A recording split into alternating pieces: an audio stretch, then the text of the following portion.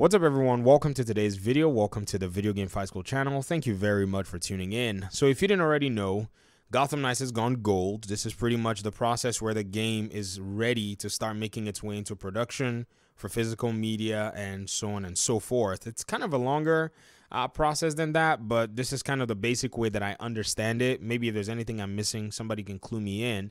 And it just happened to be on today when I'm really tired. For some strange reason, I went to bed late the previous evening, and it's been such a wonderful, hectic week at the same time.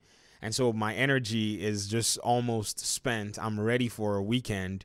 But I got this news today, and this is one of those things where you get some news that's quite relevant, and you're just like, man, this is good news in a sense, because we've been waiting for this for a very long time. So in my eyes, a game that is a success is a game that is actually released. And I know that may sound like a really interesting bar for some people. And the reason is because I'm no longer coming at video games from a gamer side.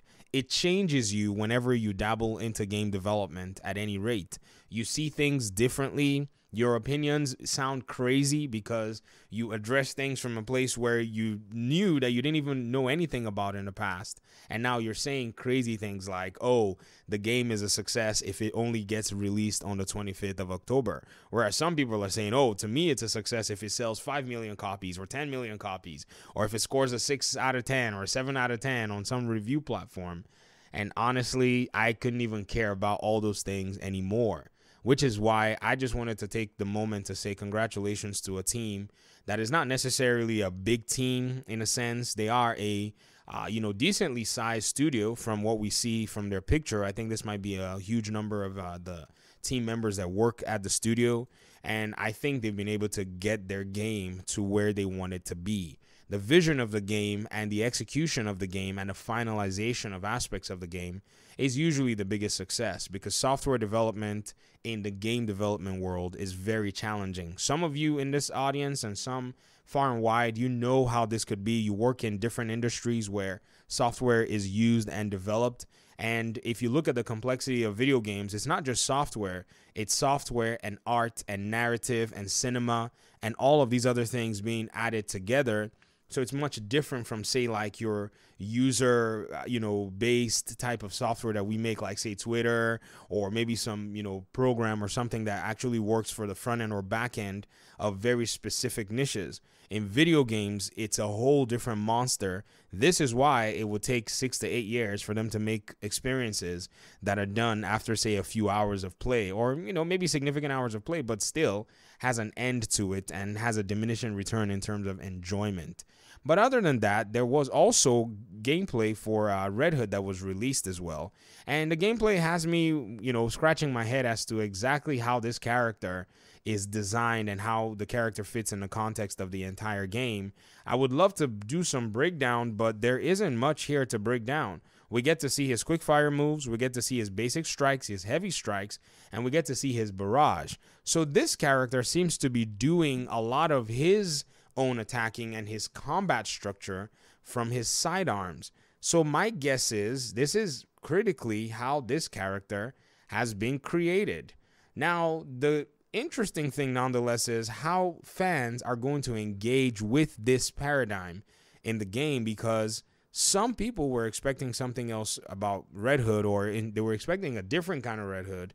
And this Red Hood is really going to be very interesting to see how gamers interact with it. It's also another thing to kind of, reserve my judgment to, because there is a context surrounding how this character will play across the entire map, across the entirety of the game, in stealth. How is he going to play?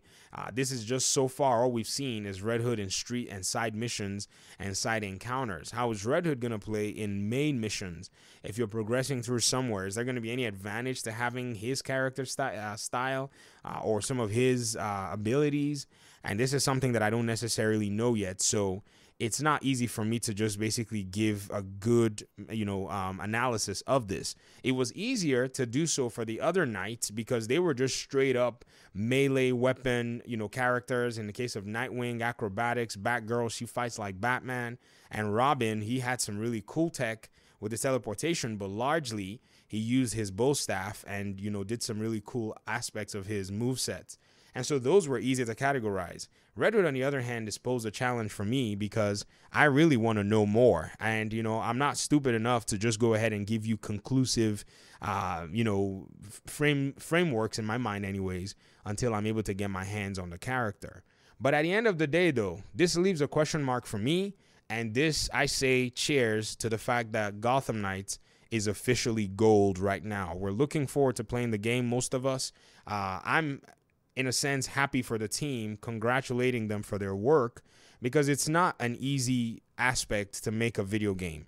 Yes, you have a team of 200 developers and all, but some games never make it past the conceptualization phase. In fact, just recently, I just saw a report from Podcast Now that was talking about how Avalanche Studio, the studio that actually made Just Cause, were actually working on a, an Iron Man game. And after a while, the Iron Man game got canceled. Let's go ahead and let's see if he still has it on his or whatever. There it is. He pretty much shared this from VGC, and it says, Just Cause developer Avalanche Studio was working on an Iron Man game for 2 years before it was canceled. So the co-founder, Christopher Sundberg, basically revealed this. So this is not necessarily the easiest thing in terms of game development, because this is a studio also that's had cancellations, severe and serious, significant cancellations, according to rumors anyways, that we've heard. So being able to still come out and bring out a game from all of those cancellations, refresh and rehash a vision and drop it for their audience, to me is commendable. The reviews, nonetheless, of the entirety of the game is going to speak to the game, and I think that's another category that we're probably going to be talking about as to the entire and complete game. So I want to play the game. I want to give the game, a look for myself, and I'll be able to make judgment as to, okay, the overall quality and the overall framework of the game in general. But for now, I'm excited for the other Knights. I'm excited for Batgirl. I'm excited for Robin and also Nightwing. As for Red Hood, though, I'm going to leave that one to you guys to kind of go ahead and give yourselves free game as to how you're going to interact with this character, because to me, I just feel like this is a very, very unique take on Red Hood. And, I'm so knee deep into the Arkham, it's hard to kind of drag me out of my rut, if you guys get what I mean. But anyways, I'll talk to you guys in another video. I'd love to hear your thoughts nonetheless. Share them with me. And I guess that's it for me. Thanks so much. Peace out.